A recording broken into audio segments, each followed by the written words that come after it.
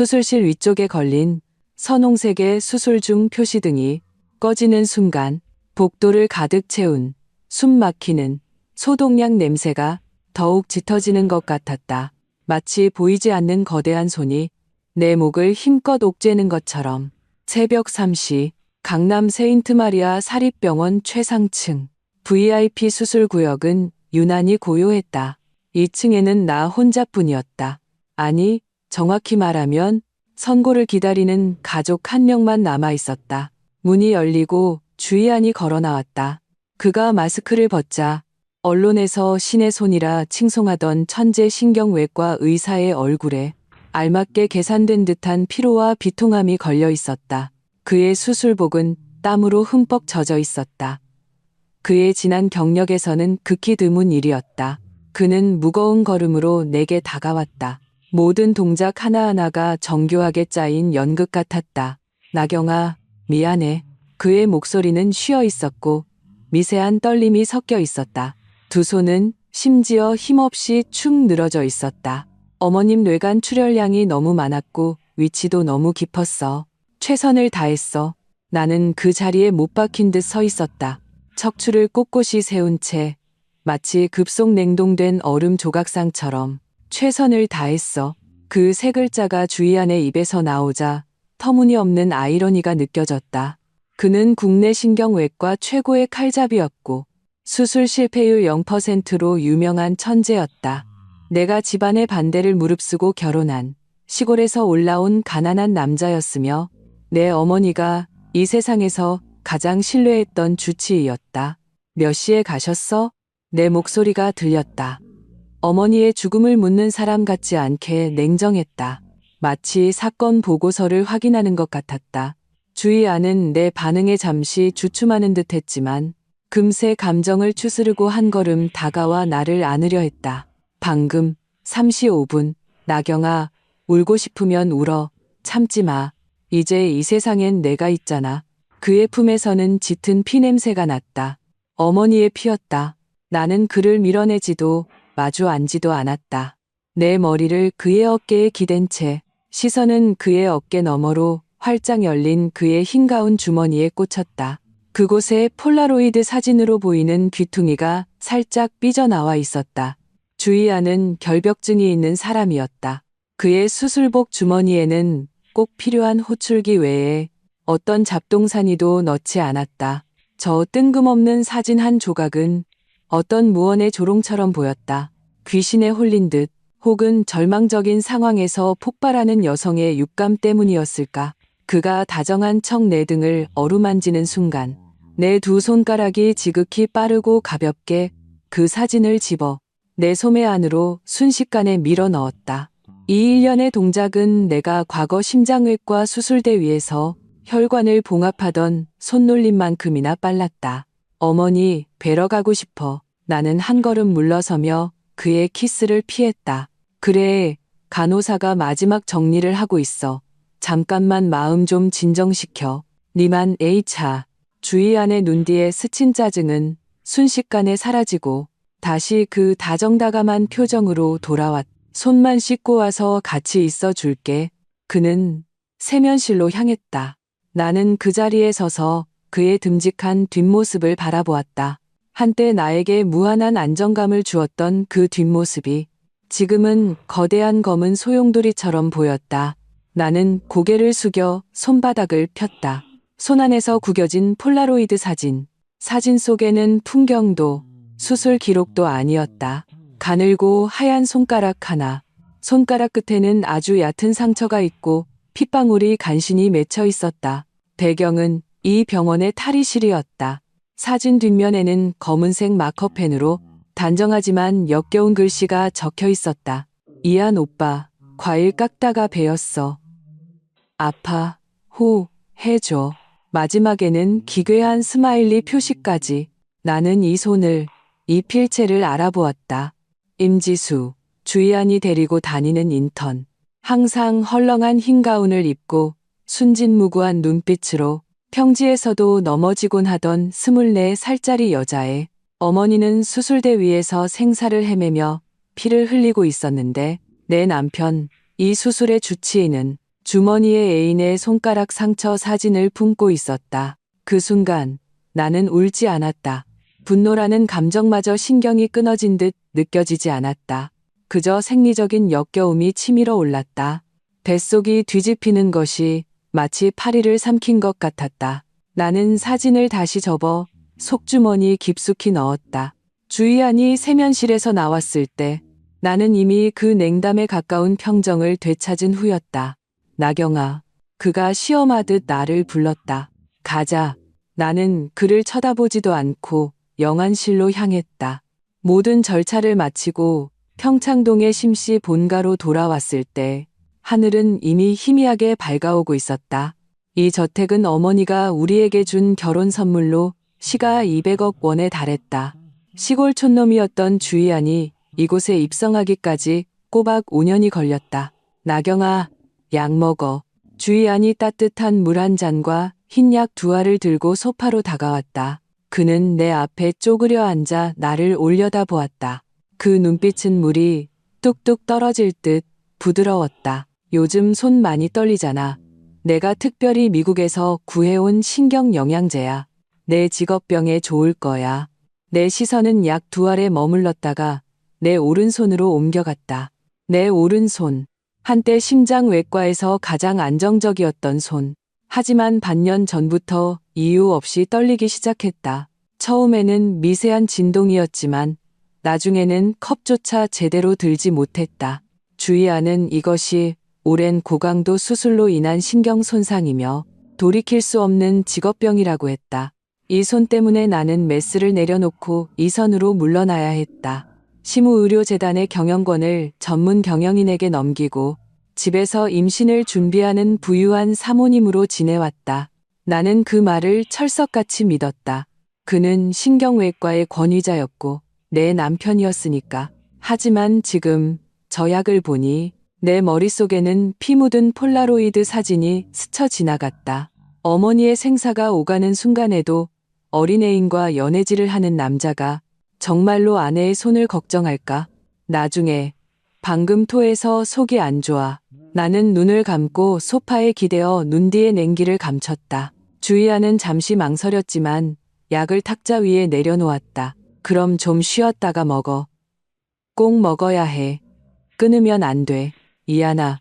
내가 갑자기 입을 열었다. 목소리가 허공에 떠다니는 듯했다. 엄마가 가시고 이제 심씨 집안에는 나 혼자 남았네. 주희안이 내 손을 꽉 잡았다. 그 힘이 아플 정도였다. 무슨 소리야. 나도 있잖아.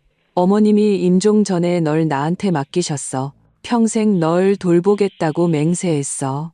예전 같았으면 감동의 눈물을 흘렸겠지만 지금 나는 그가 상품의 잔존 가치를 평가하는 것처럼 느껴졌다. 나 좀 잘게. 인단내의 숱한 공에서 나는 손을 뺐다. 그래. 난 서재에서 이메일 좀 처리하고 어머님 장례식 준비도 해야지. 주희안은 다정하게 담요를 덮어주고는 위층으로 올라갔다. 정확히는 서재에서 임지수에게 전화의 기쁜 소식을 알리러 갔겠지. 위층에서 문 닫는 소리가 들리자마자 나는 즉시 눈을 떴다. 재빨리 가방에서 티슈를 꺼내 탁자 위에 약 2알을 싸서 속옷 안쪽에 숨겼다. 그리고 나는 맨발로 유령처럼 지하실 창고로 잠입했다. 그곳에는 나와 어머니만 아는 작은 실험실이 있었다. 나는 심장외과 출신, 어머니는 양리학 교수셨다. 이 실험실은 원래 어머니의 귀한 표본들을 보관하는 곳이었다. 나는 제멋대로 떨리는 오른손으로 힘겹게 현미경과 간이 시약 키트를 열었다. 정밀 분석은 필요 없었다. 단 하나의 가설만 검증하면 되었다. 반년 전 내 손이 떨리기 시작한 것은 주희안이 내 모든 식생활을 챙기기 시작한 시점과 정확히 일치했다. 약가루를 조금 긁어내 시약에 녹여 현미경으로 관찰했다. 그리고 어머니가 남겨두신 중금속 검출 시약을 사용했다. 시약의 색이 변하는 순간 온몸에 피가 얼어붙는 것 같았다. 신경 영양제가 아니었다. 이것은 고농도의 탈륨, 화합물이었다. 무색무취, 만성 중독 증상은 은밀하다. 초기에는 위장 장애, 중기에는 신경계 손상, 탈모, 손떨림, 하지마비, 그리고 마지막은 호흡 부전으로 인한 사망. 내 손떨림은 직업병이 아니었다. 내 남편이 나를 조금씩 아주 인내심을 갖고 독살하고 있었던 것이다. 나는 현미경 속의 결정을 뚫어져라 쳐다보았다. 마침내 눈물이 터져 나왔다. 슬퍼서가 아니었다. 뼛속까지 스며드는 공포 때문이었다. 어머니의 죽음은 결코 사고가 아니었을 것이다. 그리고 다음은 바로 나였다. 나는 지하실에서 꼬박 1시간을 보냈다. 그동안 찬물로 3번이나 세수를 하며 나를 얼어붙게 만든 공포에서 억지로 빠져나왔다. 나는 심나경이다. 수술대 위에서 10시간 넘게 심장 이식 수술을 해도 눈 하나 깜짝 안 턴 심나경이다. 공포는 나를 구하지 못한다. 눈물도 나를 구하지 못한다. 오직 메스처럼 날카로운 이성만이 나를 구할 수 있다. 주희아는 왜 나를 죽이려 하는가? 단지 임지수와 행복하게 살기 위해서? 아니다. 주희아는 극도로 현실적인 이기주의자다. 임지수 같은 수준의 여우는 그가 살인이라는 위험을 감수할 만큼의 가치가 없다. 수익이 법과 인간성을 모두 짓밟을 만큼 막대하지 않다면 나는 소리 없이 지하실을 빠져나와 2층 안방으로 돌아왔다. 주희아는 아직 서재에 있었다. 목소리를 낮춘 그의 웃음소리가 희미하게 들려왔다. 드디어 곧 같은 단어들이 들리는 듯했다. 안방 문을 잠그고 드레스룸 구석에 숨겨진 금고를 열었다. 이 금고는 평소 주희안이 사용했다. 중요한 학술 자료와 특허 서류가 들어있다고 했다. 비밀번호는 내 생일이었다. 이 얼마나 역겨운 다정함인가. 금고를 열자 서류 몇 개 외에 가장 눈에 띄는 것은 밀랍으로 봉인된 누런 서류 봉투였다. 그것을 뜯었다. 거액의 생명보험 계약서였다. 피보험자, 심나경, 수익자, 주희안, 보험금 200억 원. 효력 발생일 2년 전. 보험약관에는 특별 조항이 있었다. 피보험자가 사고 또는 질병신경계 질환으로 인한 합병증 포함으로 사망 시 수익자는 보험금 전액을 지급받는다. 그리고 나를 가장 경악하게 만든 것은 이 보험증서 아래에 깔린 주식 양도 계약서 초안이었다. 시무그룹 핵심 의료 부문의 주식이었다.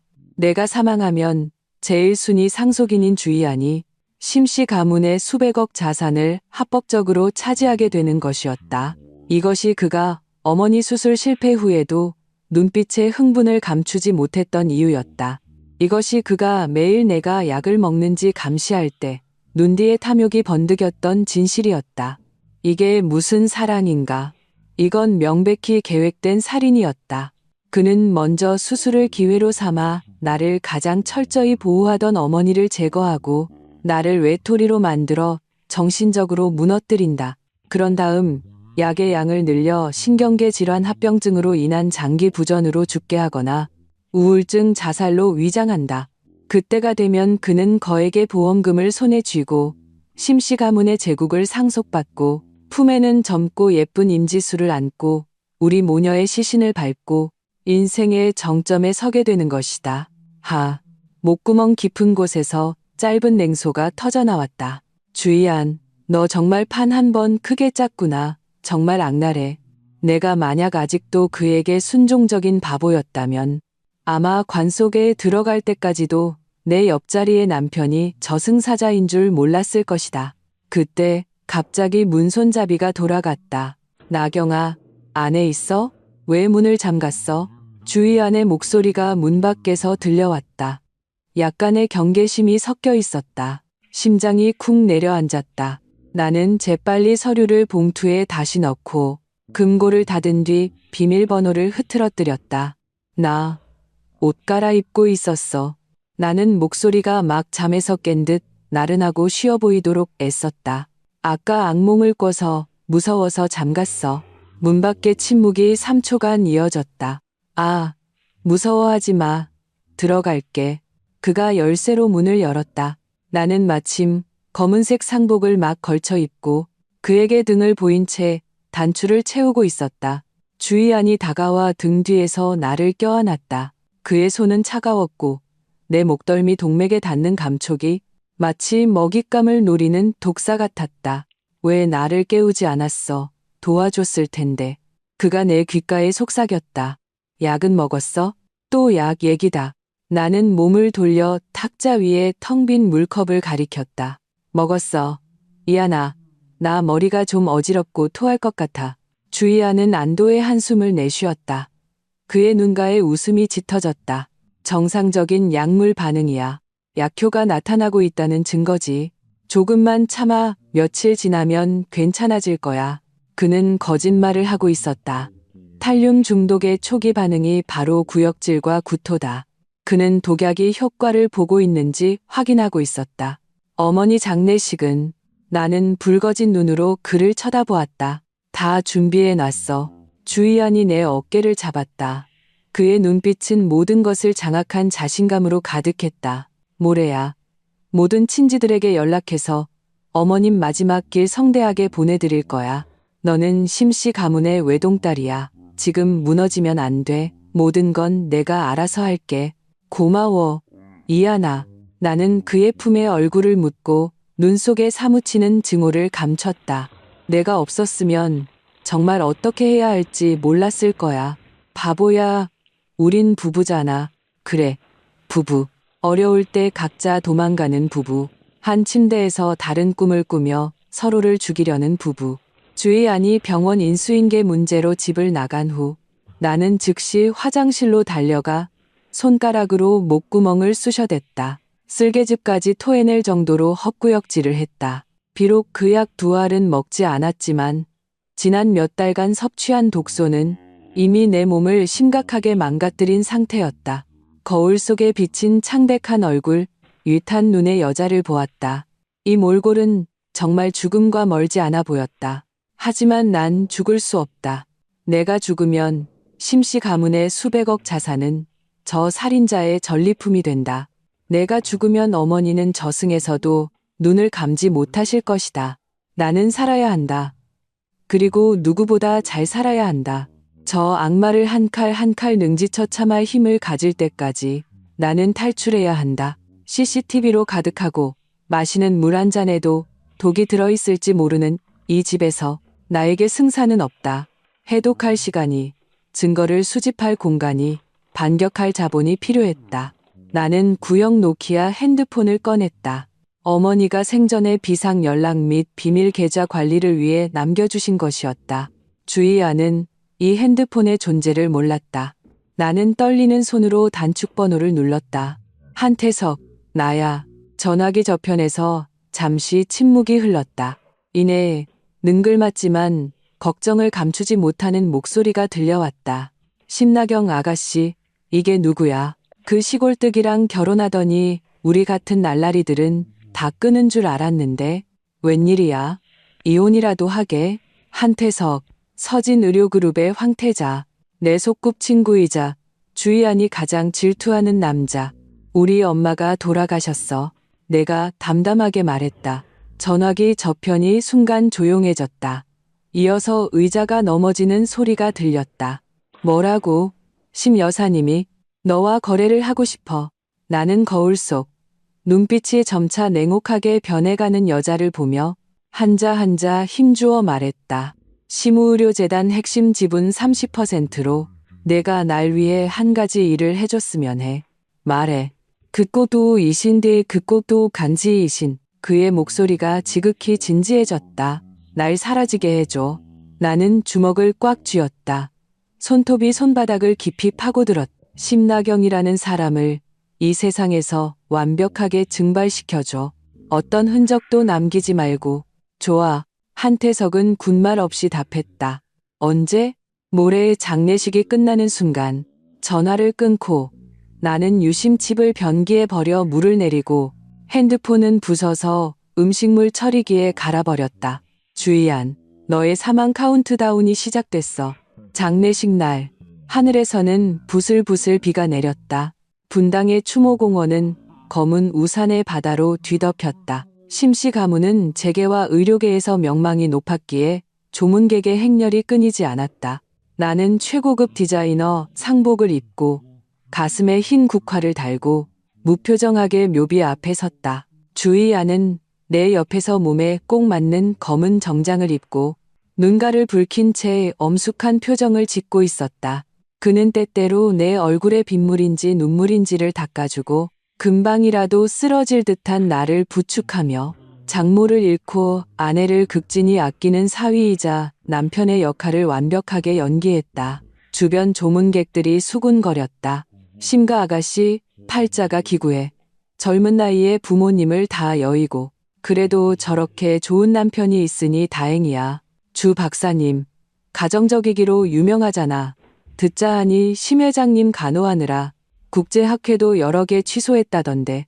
이런 칭찬을 들으며 주희안의 허리는 더욱 꼿꼿해졌다. 그는 이런 만인의 주목과 도덕적 후광을 즐기고 있었다. 그리고 인파의 구석에서 나는 눈에 거슬리는 흰색을 발견했다. 임지수였다. 그녀는 검은 상복이 아닌 순백의 원피스를 입고 투명한 비닐우비를 걸치고 있었다. 이 엄숙한 검은색의 물결 속에서 그녀는 가녀리고 순수한 흰 꽃처럼 유독 눈에 띄었다. 그녀의 시선은 인파를 뚫고 주희안에게 츠츠하게 얽혀 있었다. 어떤 은밀한 소유권 선언의 쾌감을 담고서 주희안이 나를 부축해 절을 할 때 나는 임지수가 손을 들어 자신의 아랫배를 쓰다듬으며 도발적인 미소를 짓는 것을 보았다. 임신. 나는 속으로 냉소했다. 주희안, 너 정말 이중보험 제대로 드러났구나.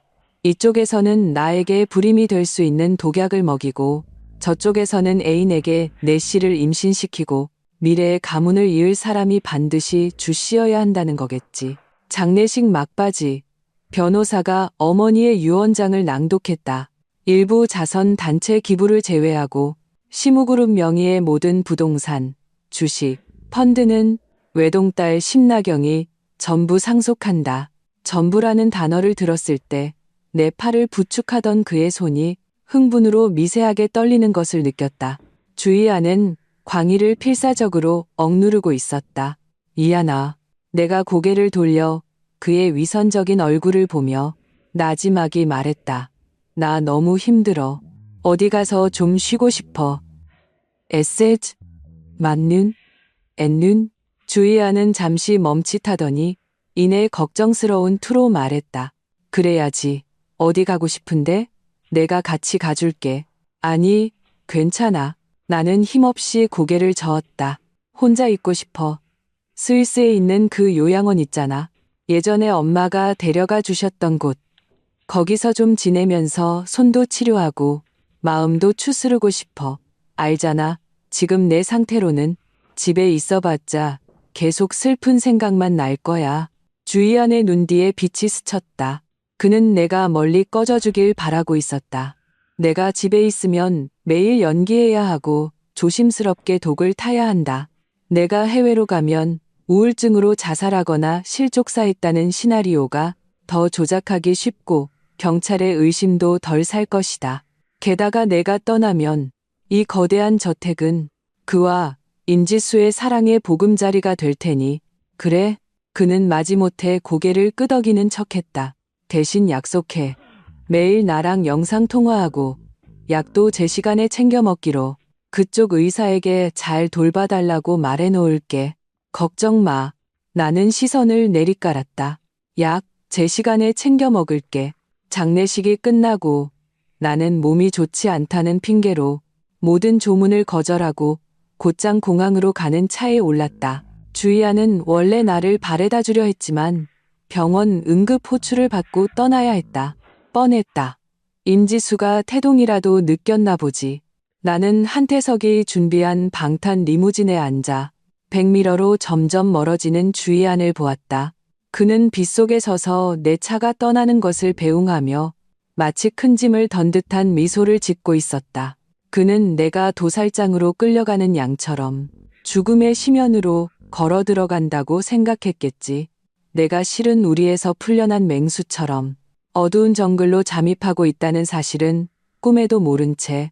아가씨, 일은 다 처리됐습니다. 앞 좌석의 운전사가 모자를 벗자 영민하고 단호한 얼굴이 드러났다. 한태석의 가장 유능한 비서였다.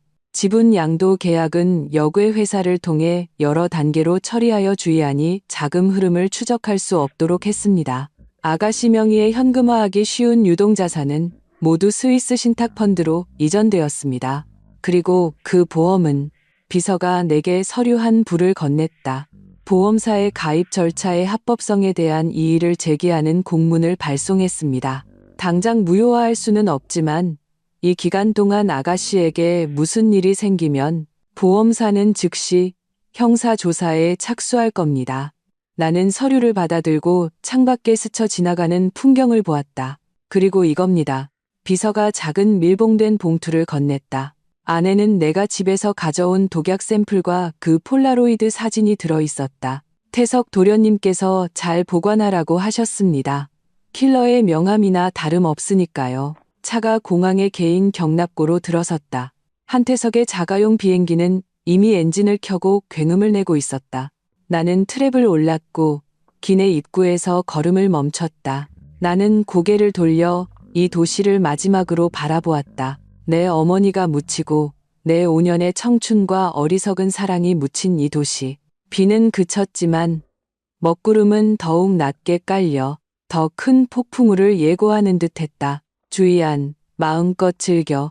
내 집에 살고 내 돈을 쓰고 내 애인과 자면서 내 재벌의 꿈을 꾸도록 해. 너에게 10개월을 주지. 그 10개월 동안 나는 최고의 병원에서 몸속의 독을 깨끗이 빼낼 거야. 내 손이 다시 메스를 단단히 쥐게 만들 거야.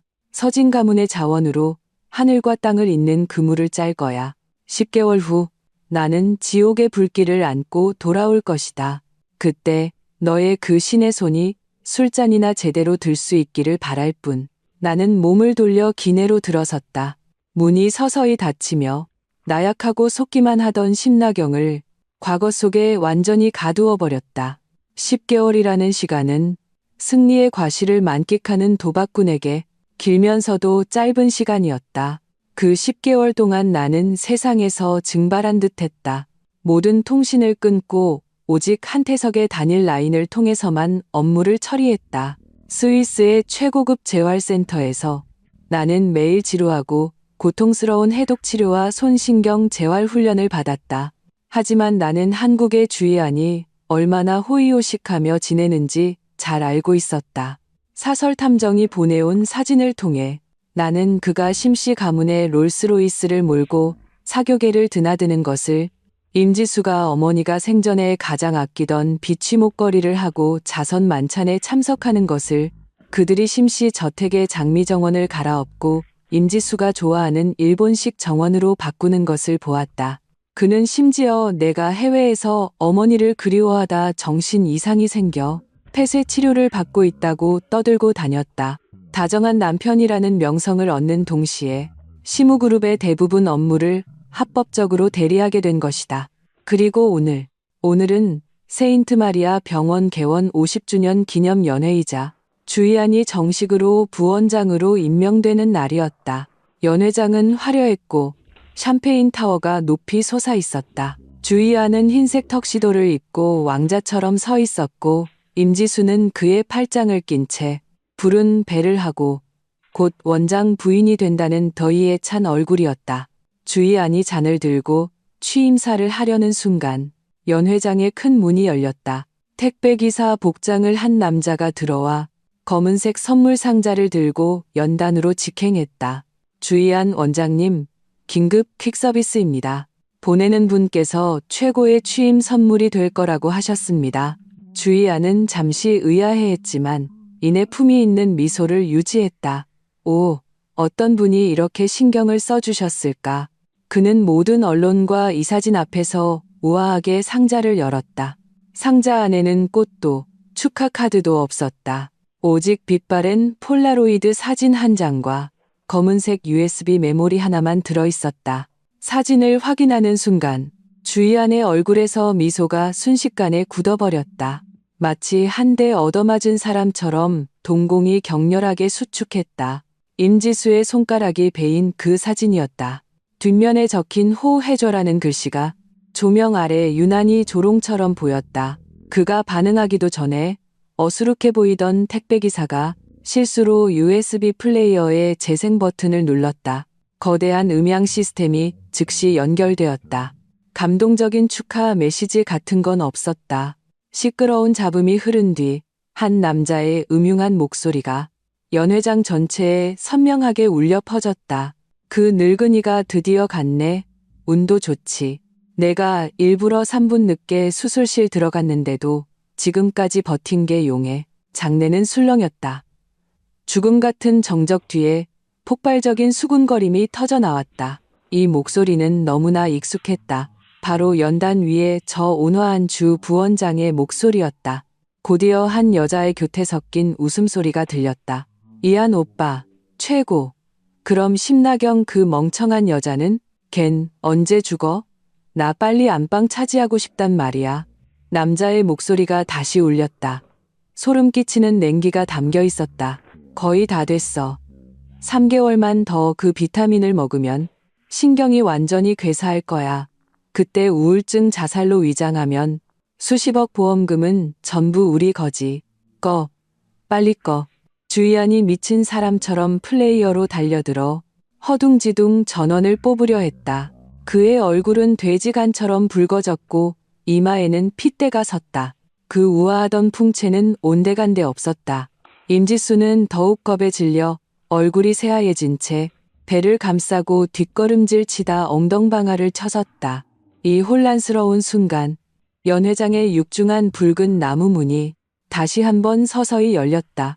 또각 하이힐이 대리석 바닥을 두드리는 소리가 청명하고 힘차게 마치 모든 사람의 심장을 두드리는 카운트다운처럼 울렸다. 나는 빛을 등지고 걸어 들어왔다. 몸에 딱 맞는 검은색 최고급 정장을 입고 긴 머리를 틀어 올린 화장기 없지만 냉염한 얼굴. 내 오른손은 그들의 예상과 달리 떨리지 않고 바지 주머니에 단단히 꽂혀 있었다.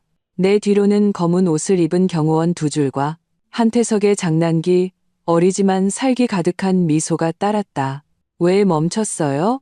나는 연단 아래에 서서 무대 위 낭패한 주희안을 살짝 올려다보며 입가에 차가운 미소를 걸었다. 주호 원장님, 좋은 쇼는 이제 시작인데 왜 벌써 막을 내리려고 하세요?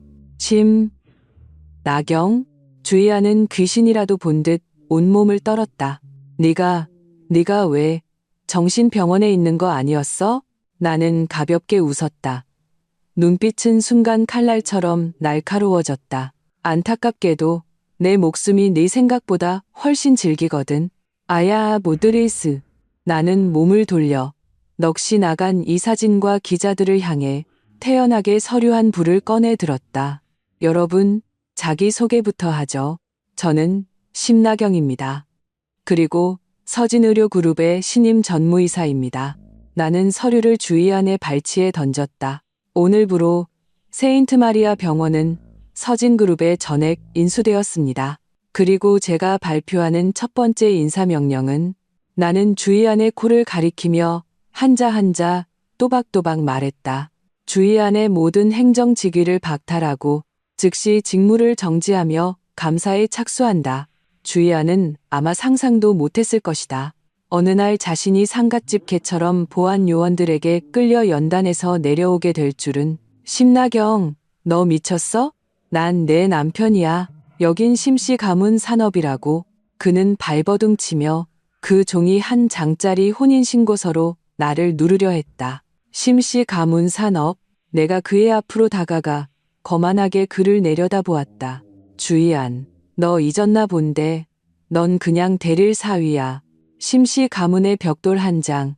너랑 이런 한 푼 관계없어.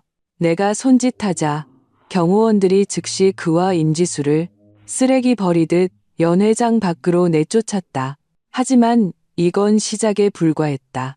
나는 복수하러 온 것이지 막장 드라마를 찍으러 온 게 아니었다. 나는 그에게 자본의 힘이 무엇인지 똑똑히 보여줄 생각이었다. 다음 날 아침, 세인트마리아 병원 최상층 원장실. 이곳은 주희안이 꿈에 그리던 장소였다. 지금 나는 그 넓은 가죽 의자에 앉아 두꺼운 재무 보고서를 넘기고 있었다. 주희안이 노크도 없이 문을 박차고 들어왔다. 하룻밤 사이에 그는 이성을 좀 찾은 듯 피해자 코스프레를 하고 있었다. 나경아, 어제 그 녹음은 합성된 거야. 누가 날 모함한 거라고. 그가 책상 앞으로 달려와 양손으로 책상을 짚으며 다급하게 설명했다. 요즘 AI 기술이 얼마나 발달했는데 그건 절대 내가 한 말이 아니야. 지수랑 나는 그냥 사제지간일 뿐이야. 어제는 너무 놀라서 넘어진 거고. 나는 고개도 들지 않고 보고서 한 장을 넘기며 담담하게 말했다. 설명 끝났어? 나경아, 왜 날 믿어주지 않는 거야? 이 10개월 동안 널 찾으려고 내가 얼마나 미칠 뻔했는데 어떻게 외부인이랑 짜고 우리 집안 병원을 망하게 할 수가 있어. 우리 집안? 나는 마침내 서류를 덮고 고개를 들었다. 내 눈빛은 그를 불안하게 할 만큼 평온했다. 주희안, 내가 집안 얘기를 꺼냈으니 우리 집안 계산부터 좀 해볼까? 나는 내선 전화를 눌렀다.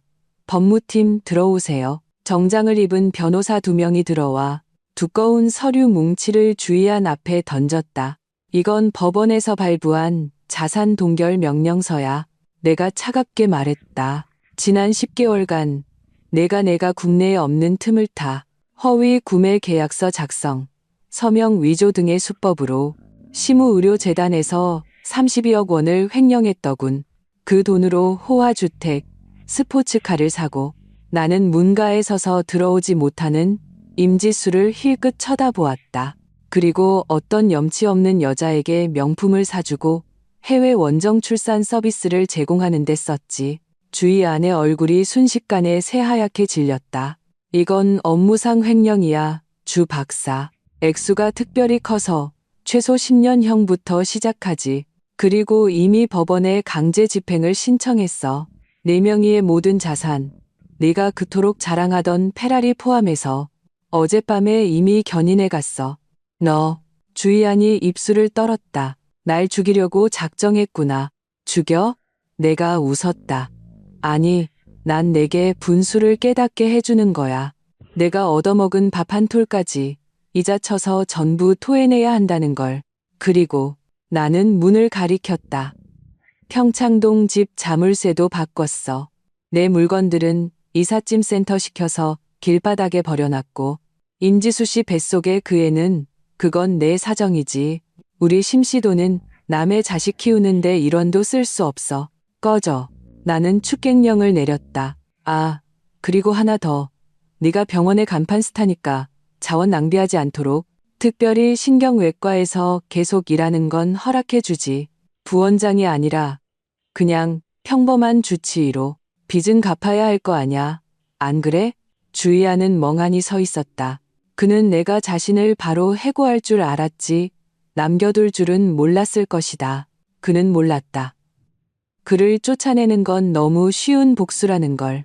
나는 그를 내 눈앞에 두고 자신이 어떻게 구름 위에서 진흙탕으로 떨어지는지 똑똑히 보게 할 것이다. 그가 가장 자랑스러워하는 그 분야에서 그를 철저히 짓밟아 버릴 것이다. 극도로 자만심이 강한 남자에게 그의 직업적 자존심을 빼앗는 것보다 더 고통스러운 복수는 없으니까. 주희안은 직위 해제되었지만 사직하지는 않았다. 한편으로는 막대한 채무를 갚기 위해 고액 연봉이 필요했고 다른 한편으로는 여전히 자신의 의술을 맹신하고 있었다. 수술대 위에서 자신이 대체 불가능한 존재라면 내가 결국 자신에게 의지할 수밖에 없다고. 심지어 개과천선하는 연기로 나를 다시 되찾을 수 있을 거라고 환상에 빠져 있었다. 하지만 그는 틀렸다. 내가 그에게 배정한 첫 수술은 극도로 까다로운 뇌간 교모세포종 환자였다. 환자의 신분은 특별했다. 어느 정계 거물의 아버지였다. 수술 위험이 극도로 높아 조금만 실수해도 반신불수나 사망에 이를 수 있었다.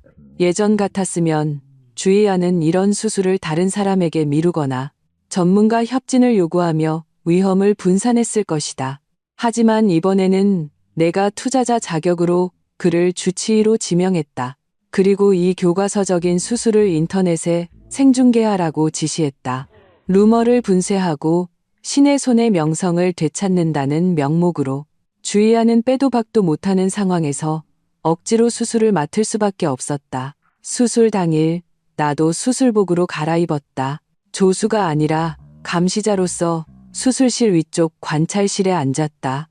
내 앞에는 마이크가 놓여 있었고 내 목소리는 수술실로 직접 전달되었다. 수술이 시작되었다. 주의안의 손놀림은 여전히 능숙했고 현미경 아래에서의 조작은 물 흐르듯 유려했다. 기술적으로는 그가 뛰어난 의사라는 점을 인정하지 않을 수 없었다.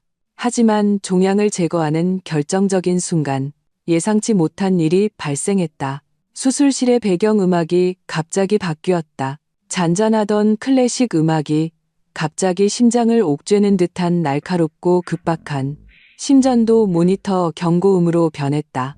삐, 삐, 삐. 심장이 멈추는 소리였다. 10개월 전 어머니가 그의 수술대 위에서 돌아가실 때 들렸던 그 소리였다. 주의안의 손이 격렬하게 떨렸다. 지혈 겸자가 혈관을 뚫을 뻔했다. 무슨 일이야? 그가 경악하며 스피커를 쳐다보았다. 관찰실에서 나는 마이크를 누르고 얼음처럼 차가운 목소리로 말했다. 죄송합니다, 주 박사님. 음향 시스템 고장인가 보네요. 하지만 이 소리 아주 익숙하시겠죠? 10개월 전 제 어머니가 돌아가실 때도 바로 이 주파수였으니까요. 심나경, 너 지금 뭐 하는 짓이야? 주의안의 이마에 식은땀이 흘렀다. 목소리가 떨렸다. 나 수술 중이야. 이건 사람 목숨이 달린 일이라고. 사람 목숨인 걸 이제 아셨나? 나는 냉소했다. 그 3분짜리 전화를 받을 때 그게 사람 목숨이라고 생각했어? 나한테 독약을 먹일 때 내가 사람 목숨이라고 생각했냐고? 헛소리 마. 주의안의 심리적 방어선이 무너지기 시작했다. 그의 손은 점점 더 심하게 떨렸고 시야 속의 혈관이 뒤틀리는 것 같았다. 주 박사님, 마음이 평온하지 못하신가 보네요. 나는 계속 압박했다. 그렇게 손을 떨 거면 억지로 하지 마세요. 만약 그 칼이 1mm라도 빗나가면 당신은 단순히 빚쟁이가 되는 걸로 끝나지 않을 겁니다. 정계 거물에 아버지를 죽인 돌팔이 의사가 되고 감옥에 가게 될 거예요. 닥쳐. 닥치라고. 주의안이 무너지듯 소리쳤다. 손에 들고 있던 기구가 쨍그랑 소리를 내며 바닥에 떨어졌다. 그는 더 이상 칼을 댈 수 없었다.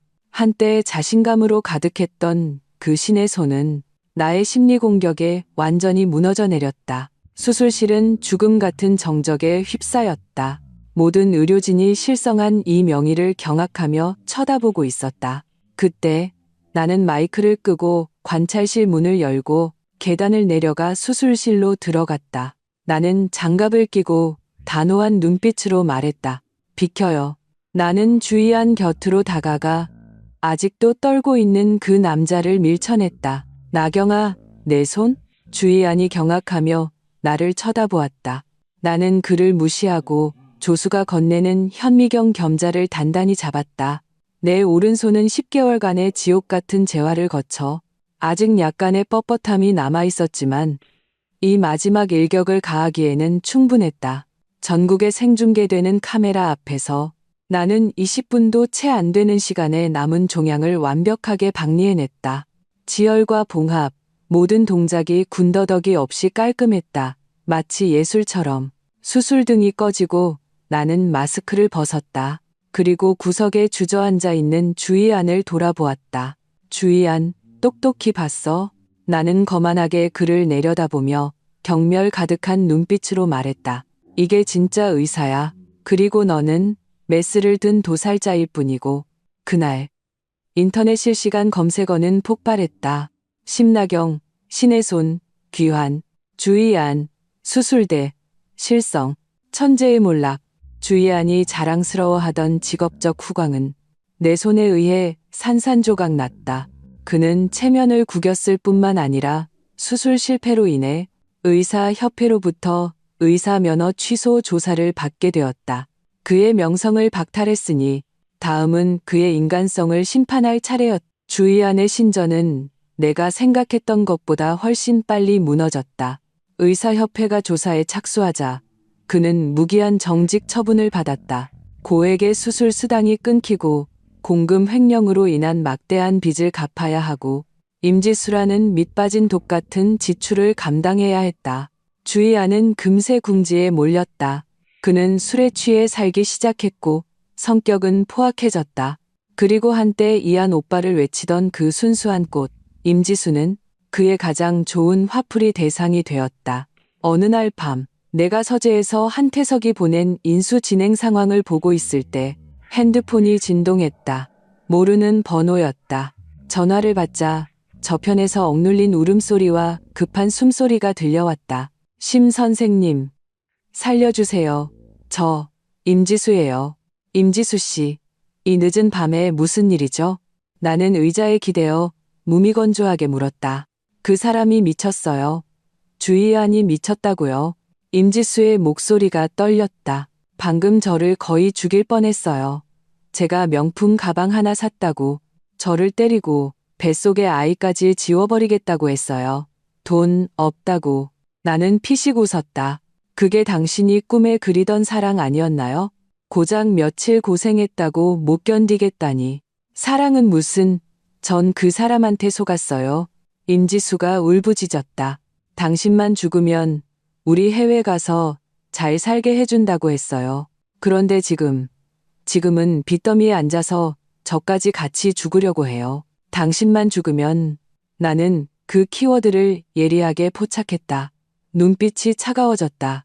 그 사람, 어머니 수술 때 전화 받은 것 말고 또 무슨 짓을 했죠? 전화기 저편이 침묵했다. 임지수는 분명히 이해득 씨를 따지고 있었다.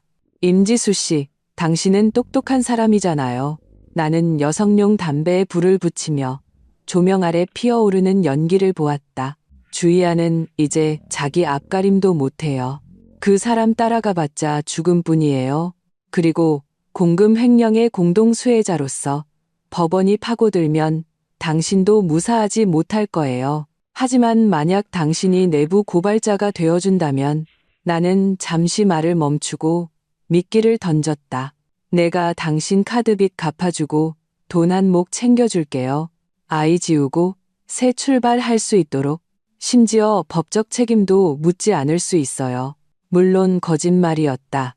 이런 파렴치한 여자들을 절대 용서할 생각은 없었다. 하지만 지금 그녀를 이용하는 데는 아무 문제가 없었다. 정말요? 임지수의 목소리에 희망이 깃들었다. 나 심나경은 한 번 뱉은 말은 지켜요. 알았어요. 다 말할게요. 임지수는 결심한 듯 했다. 그 사람이 독약을 어디서 샀는지 알아요. 그리고 그 사람한테 암호화된 클라우드 계정이 있는데 거기에 모든 약물 구매 목록이랑 당신의 상해 보험 증서 사본이 다 들어있어요. 역시 주희아는 신중했지만 치명적인 약점도 있었다. 그는 기념품을 남기는 것을 좋아했다. 이런 범죄 증거들을 전리품처럼 감상하는 것을 30분 뒤에 늘 가던 카페에서 봐요. 30분 후 임지수는 선글라스와 마스크로 얼굴을 가린 채 수상쩍게 내 앞에 나타났다. 선글라스를 벗자 그녀의 눈가에 멍이 흉측하게 보였다. 그녀는 떨리는 손으로 태블릿 PC를 건네고 익숙하게 비밀번호를 입력했다. 폴더가 열리는 순간 마음의 준비를 했음에도 불구하고 나는 한기를 느꼈다. 안에는 고순도 탈륨의 해외 구매 기록 수령지는 병원 경비실, 가명 사용, 판매자와의 대화 기록까지 있었다. 이 정도 양이면 충분할까요? 최대한 자연스럽게 신경계 합병증처럼 보였으면 합니다. 걱정 마세요. 3개월만 꾸준히 복용시키면 신선도 못 살립니다. 독약 외에도 플랜 B라는 이름의 폴더가 있었다. 그 안에는 그가 나를 위해 가입한 거액의 보험 증서 전자 파일과 그가 미리 봐둔 해외 호화 저택 사진 몇 장이 있었다. 이것들이 바로 그의 살처 취재 아내를 죽여 재산을 빼앗는 애 명백한 증거였다. 심 선생님, 이 정도면 충분한가요? 임지수가 다급하게 나를 쳐다보았다. 돈은 언제 주실 건가요? 나는 그녀의 탐욕스럽고 어리석은 얼굴을 보며 태블릿 PC를 가방에 넣고 일어섰다. 임지수 씨, 이건 계약금일 뿐이에요. 내가 차갑게 말했다. 돈을 원한다면 마지막으로 한 가지 일을 더 해줘야겠어요. 무슨 일이요? 돌아가서 그 사람 곁에 계속 있어요.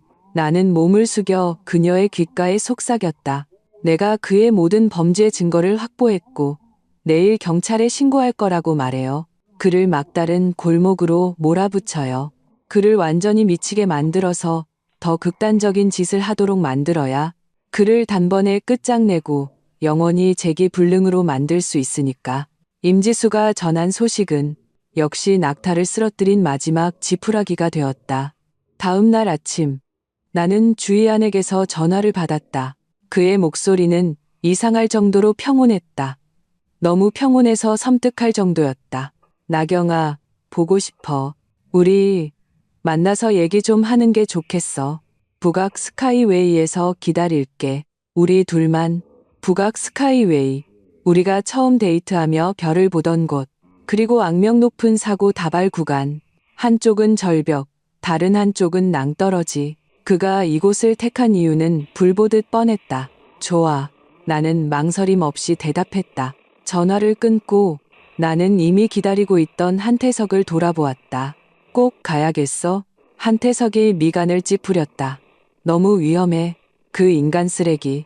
지금 제정신이 아니야. 가야만 해. 나는 방검조끼를 입으며 소매에 달린 초소형 카메라를 정리했다. 그가 범죄를 실행해야 그의 죄를 확정할 수 있어. 살인 미수와 경제 범죄는 형량이 하늘과 땅 차이야. 그리고 나는 한태석의 어깨를 두드렸다. 네가 다 준비해 놨잖아? 한태석이 한숨을 쉬었다. 도로 CCTV는 해킹해 놨어.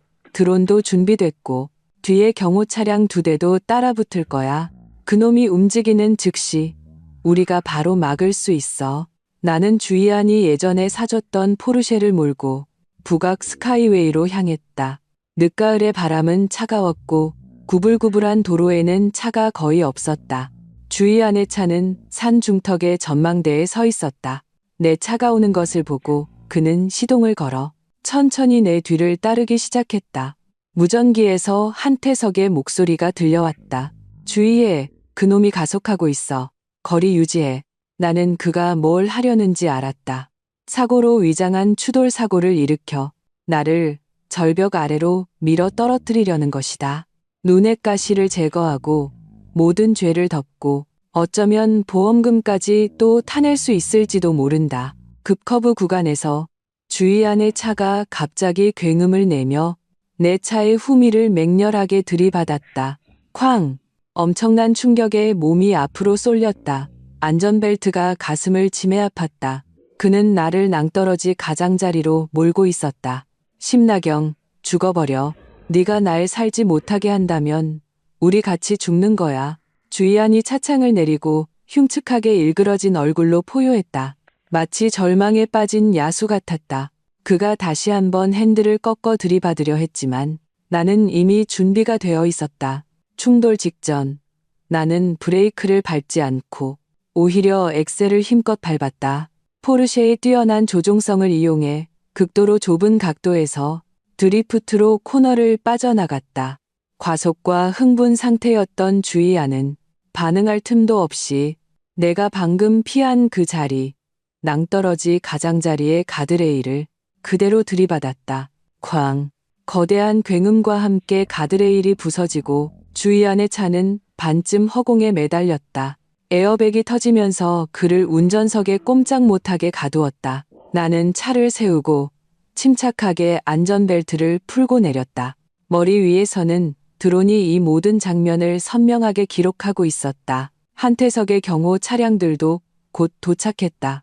나는 낭떠러지 가장자리로 걸어가 차 안에서 피투성이가 된 채 공포에 질린 주희안을 내려다보았다. 살려줘. 그가 나를 향해 손을 뻗었다. 한때 메스를 잡았던 그 손이 지금은 피로 물들어 떨리고 있었다. 나경아, 살려줘. 죽고 싶지 않아. 주희안. 나는 안전선 안쪽에 서 있었다. 바닷바람이 내 머리카락을 흩날렸지만 내 눈 뒤의 냉기는 흩어지지 않았다. 이게 네가 나를 위해 준비한 엔딩이었어. 아니야.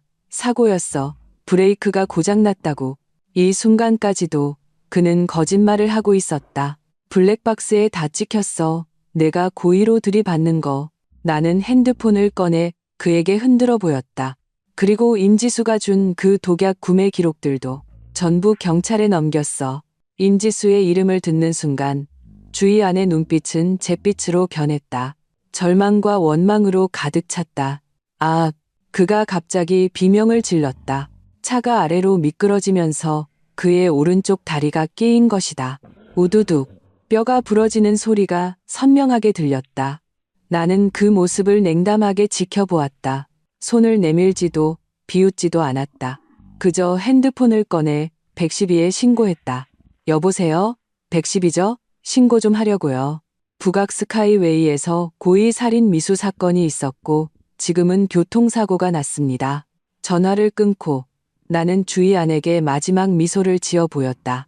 주 박사님, 이 마지막 자유로운 공기 마음껏 즐기세요.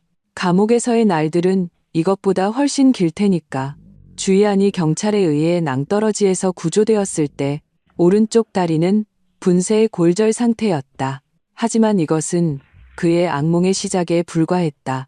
그가 병원으로 이송되어 치료받고 형사 구속된 그날 밤, 재벌가의 악몽, 톱클래스 명의의 아내 살해 및 보험 사기 전말이라는 제목의 기사가 충격적인 증거들과 함께 인터넷을 폭발시켰다. 기사에는 어머니 수술 중 내연녀의 전화를 받는 녹음 파일, 탈륨을 구매하는 대화 기록, 거액의 생명보험 증서, 그리고 블랙박스에 찍힌 그가 광적으로 내 차를 들이받는 영상이 담겨 있었다. 파문은 걷잡을 수 없이 커졌다. 이것은 단순한 재벌가의 치정 싸움이 아니었다. 사회의 근간을 흔드는 악성 범죄였다.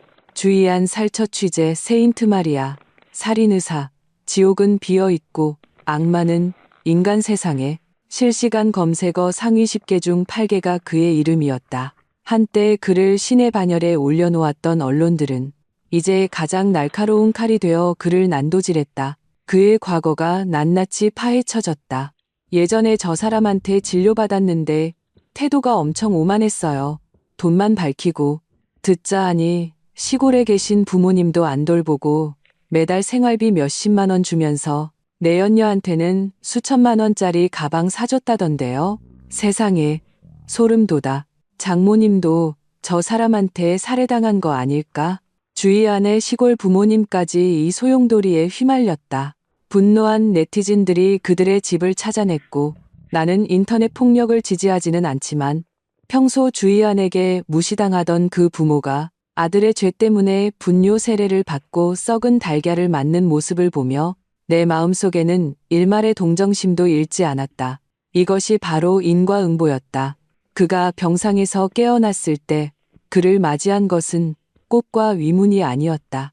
카메라 플래시와 마이크, 그리고 2명의 엄숙한 경찰관이었다. 주희안 씨, 당신을 고의 살인 미수, 업무상 횡령, 보험 사기 혐의로 조사하겠습니다. 공범이자 내부 고발자였던 임지수도 여론의 심판을 피하지 못했다. 비록 그녀가 증거를 제출했지만 나는 약속대로 그녀를 숨겨주지 않았다. 오히려 나는 그녀가 모든 것을 알고도 묵인하고 심지어 공모에 가담한 대화 기록을 인터넷에 공개했다. 이안 오빠, 그 여자 죽으면 우리 몰디브 갈 수 있는 거야? 이 한마디는 그녀의 사형 선고나 다름없었다. 그녀는 원래 근무하던 병원에서 해고당하고 집주인에게 쫓겨났다. 길을 걸으면 손가락질을 당하고 썩은 채소를 맞기도 했다. 그녀 뱃속의 아이는 장기간의 불안과 영양실조로 유산되었다. 그녀는 병원에서 울부짖었지만 아무도 그녀를 동정하지 않았다. 이것이 바로 사회적 사망이었다. 법의 심판이 내려지기 전에 그들은 이미 이 사회에서 설 자리를 잃었다. 나는 서진그룹의 넓은 사무실에 앉아 스크린에 비친 구치소에서 통곡하는 주희안의 영상을 보며 손안에 만년필을 돌리고 있었다. 회장님, 비서가 들어왔다. 법원 소환장이 도착했습니다. 다음 주 월요일 개정입니다. 알았어. 나는 컴퓨터를 덮고 일어나 통유리 창으로 다가갔다. 창밖으로 햇살이 구름을 뚫고 도시 전체를 비추고 있었다. 주희안, 준비됐어? 이제 법의 천둥과 지옥의 불길이 시작될 거야. 개정 당일 법원 밖은 언론과 분노한 시민들로 가득했다. 나는 원고 겸 피해자 자격으로 원고석에 앉았고 내 옆에는 한태석이 고용한 국내 최고의 변호인단이 자리했다. 피고석의 주의하는 주황색 수의를 입고 머리를 삭발하고 오른쪽 다리에는 깁스를 하고 있었다. 그는 완전히 다른 사람처럼 말라 있었고 한때 계산과 욕망으로 가득했던 그의 눈은 이제 흐리멍덩해져 나를 쳐다볼 엄두도 내지 못했다. 임지수는 내부 고발자로 출석했다. 그녀는 누렇게 뜬 얼굴로 멍한 표정으로 기계적으로 주의안이 어떻게 독약을 구매하고 장모 살해를 계획하고 보험 증서를 위조했는지 진술했다. 그녀의 말 한마디에 방청석에서는 억눌린 탄성이 터져 나왔다. 주의안의 자기 변호 차례가 되자 그는 감정에 호소하려 했다. 재판장님, 저는 한순간 어리석었습니다. 저는 나경이를 너무 사랑했습니다. 그녀를 잃을까봐 너무 두려워서, 그녀를 독차지하고 싶어서, 그래서 잘못된 길을 갔습니다. 그녀를 죽일 생각은 없었습니다. 그저 그녀를 아프게 해서 제가 평생 그녀를 돌볼 수 있게 만들고 싶었을 뿐입니다. 이 뻔뻔한 발언에 재판장마저 미간을 찌푸렸다. 나는 손을 들어 발언을 신청하고 일어섰다. 재판장님, 증거를 하나 제출하겠습니다. 나는 두꺼운 의료 보고서를 꺼내 들었다. 내 목소리는 마치 학술 발표를 하는 것처럼 냉정했다. 이것은 제3의 권위 있는 기관에서 감정한 독립 분석 보고서입니다. 피고가 제 음식에 투여한 탈륨의 양은 단순히 병을 유발하는 수준이 아니라 치사량의 3배에 달하는 양입니다. 이것은 그가 다크웹에서 독약을 구매할 때의 상담 기록입니다.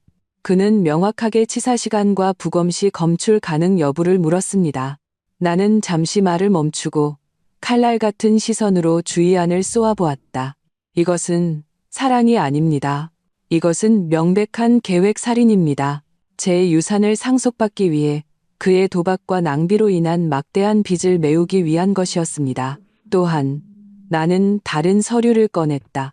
이것은 피고가 제 어머니 수술 중 통화 기록 분석입니다. 그가 내연녀의 전화를 받는 3분 동안 최적의 구조 시간을 놓쳤을 뿐만 아니라 고의로 병세를 은폐한 혐의가 있습니다. 의학윤리와 법률적 측면에서 이 역시 간접 살인입니다. 산더미 같은 증거 앞에서 주의안의 변호사는 얼굴이 창백해졌고 결국 체념한 듯 고개를 저으며 무죄 변호를 포기했다. 선처를 호소하려 했지만 그것은 명백히 헛수고였다. 4시간에 걸친 심리 끝에 재판장이 법봉을 두드렸다. 피고인 주의안, 고의살인 미수, 간접살인, 업무상 횡령, 보험 사기죄, 경합범 가중 원칙에 따라 사형을 선고한다. 단 2년간 집행을 유예한다. 정치 권리를 종신 박탈하고 개인의 모든 재산을 몰수한다. 종범 임지수, 범인 은닉, 공갈 협박죄로 징역 5년을 선고한다. 선고가 내려지는 순간 주의안은 바닥에 주저앉아 절망적인 비명을 질렀다. 사형, 집행유예. 이것은 그가 남은 생을 감옥에서 보내야 한다는 의미였다. 그리고 내가 피해자 가족인 이상 나는 모든 합법적인 수단을 동원하여 그가 어떤 감형도 받지 못하도록 할 것이다. 그가 살아있는 한 그것은 속죄의 시간일 것이다.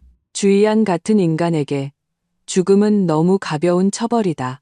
살아서 고통받는 것이야말로 그에게 가장 큰 형벌이다. 그는 중범죄자 교도소에 수감되었다.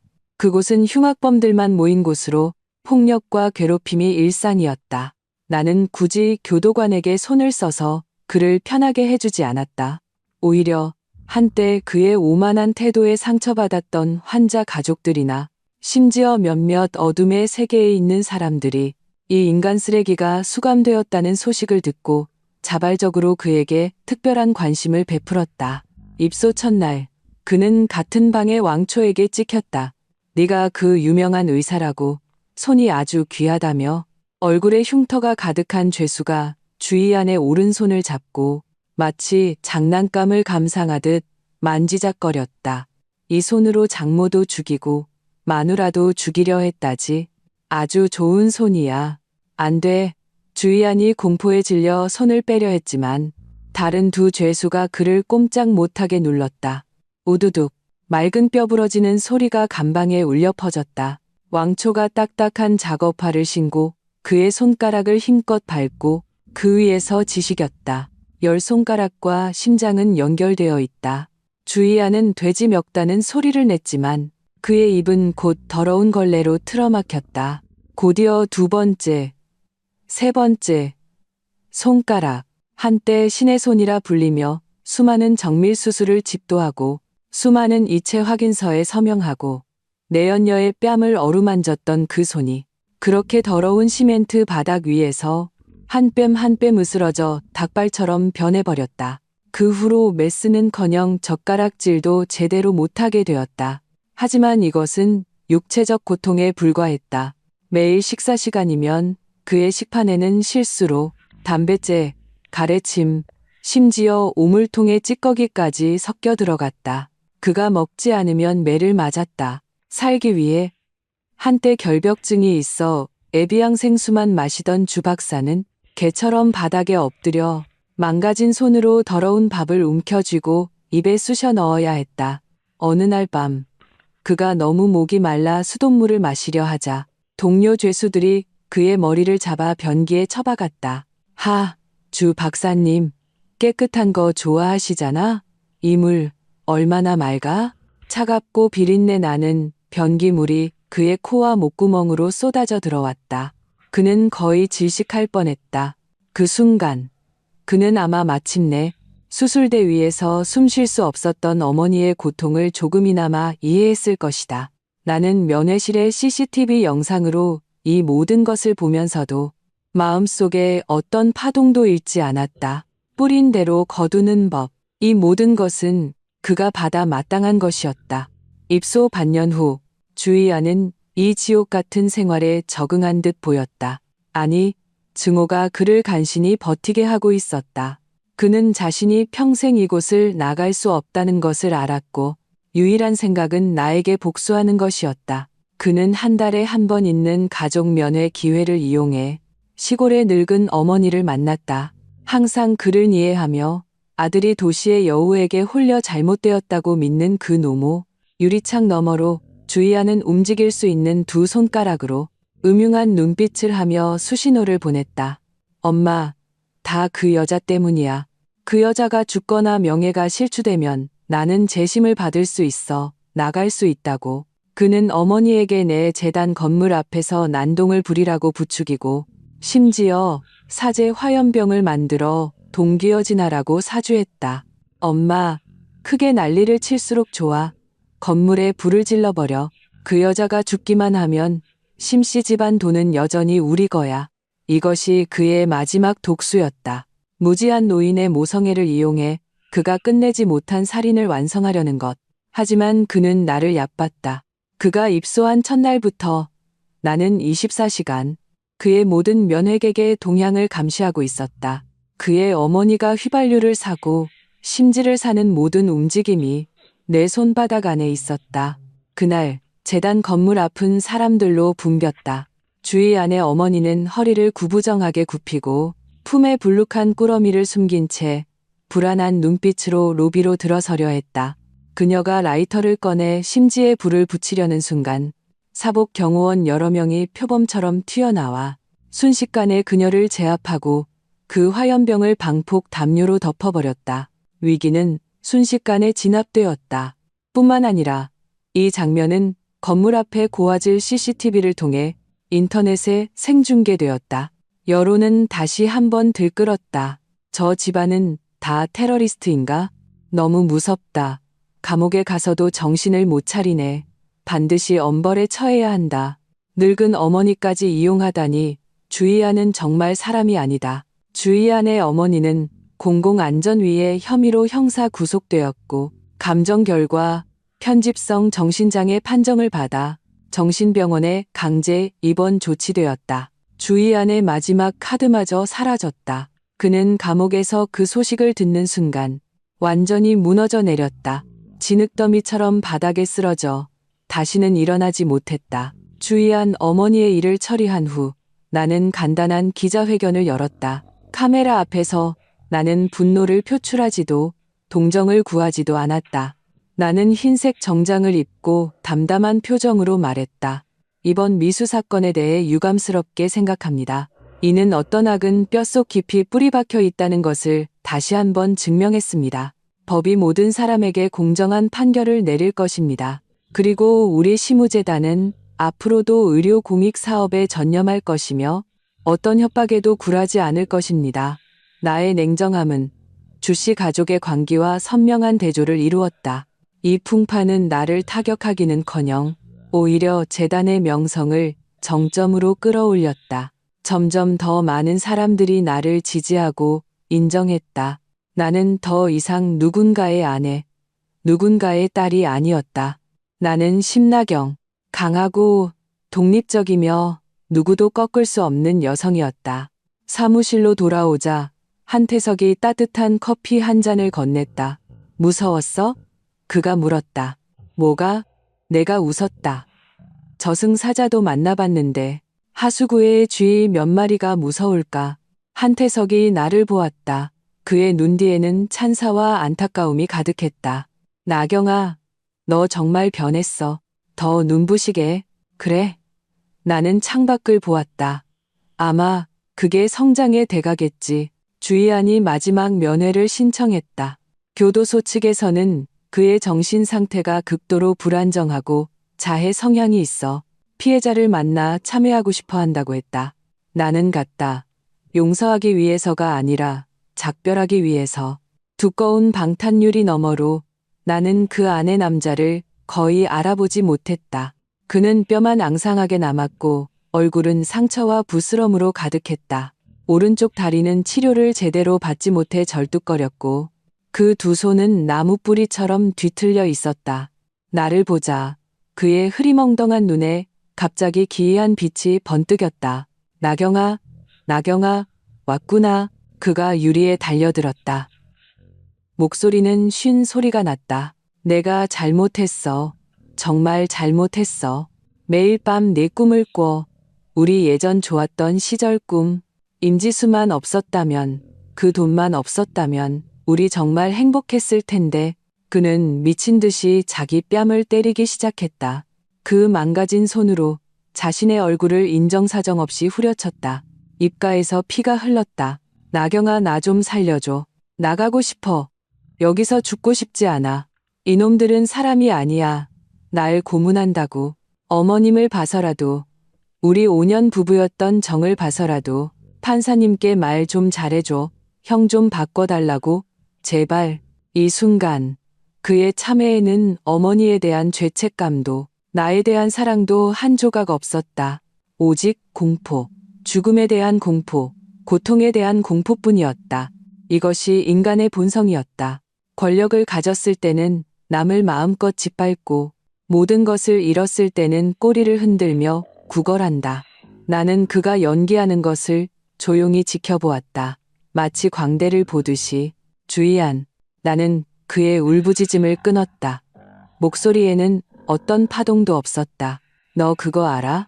사실 내 손은 진작에 다 나았어. 네가 감옥에 가던 그날 나는 이미 다시 메스를 잡을 수 있었어. 주의한이 멍하니 넋 나간 사람처럼 나를 쳐다보았다. 나는 길고 안정적이며 힘있는 내 오른손을 들어 보였다. 내 독약은 날 망가뜨리지 못했어. 내 음모도 날 망가뜨리지 못했고 오히려 내가 지금의 나를 만든 거야. 나는 일어서서 옷매무새를 가다듬었다. 네, 참회는 나에게 아무런 가치가 없어. 내가 말하는 그 사랑은 역겨울 뿐이야.